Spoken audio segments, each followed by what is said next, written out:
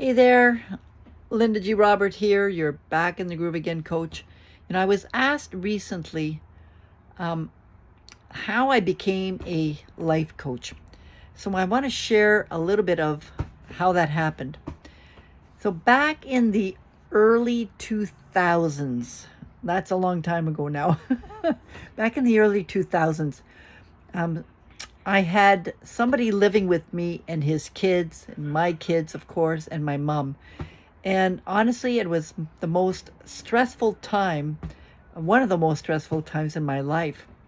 I remember going into my room because I didn't want to be in that environment. I didn't want to be doing what I was doing, yet I was still doing it anyways. I remember going in my room and doing a lot of crafts just to kind of escape, my reality. And I remember reading about coaching at that time. It wasn't brand new, but it was, fairly new. I remember reading about it, and I remember coming across a book called Life Coaching. And when I started reading about the book, I thought, wow, that sounds interesting, because basically coaches guide, help, empower their clients to really do some reflecting, to really think deep about what it is they want, and eventually they set goals. So coaches use powerful questions to help their clients, come to the realization of certain things. And when I was reading about that, I thought, wow, that sounds really interesting. And I did a bit of research, and I found out that the Institute of Life Coaching offered a course on it.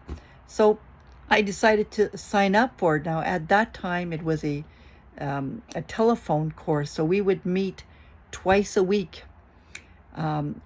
Once for theory, where we would discuss the theory of life coaching, and the other time was more to discuss some practical things.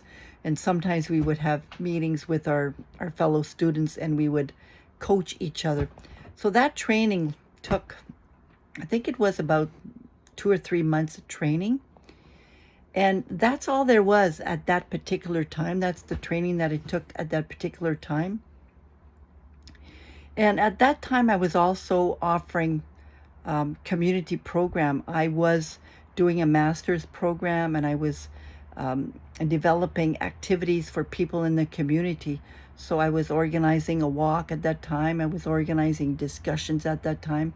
And I started really learning about what motivates people, right? I started doing that at the time. So fast forward to many years later, where I discovered relationship coaching. Relationship coaching at that particular time was a program offered by David Steele of the Relationship Coaching Institute. And David Steele had developed a program called Conscious Dating, where he helped singles really think about what their values were, what their not recommendations, what their requirements were when it comes to relationships, what their needs were. But it all started with, getting to know the individual, the single better. So it's important for you, if you're single, to know yourself better. And then the program eventually leads to what you want in a partner. So what's your vision? What are your relationship vision? What is it that you're looking for, and specifically in terms of your partner? So that program, relationship coaching, was something that I took for. I was registered for a few years, and I offered at that time a lot of dating coaching webinars. I also offered activities for single people at that particular time too.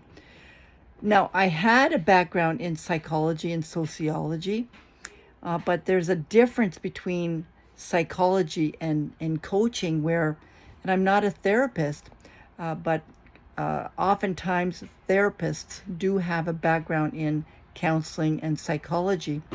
So the difference between a coach and a therapist or a psychologist, for example, which I'm not a psychologist, is that a psychologist they'll ask questions, but it's to try to understand the person's past behaviors, and they'll use different techniques such as cognitive psychology to try to change the way that the person thinks about certain things.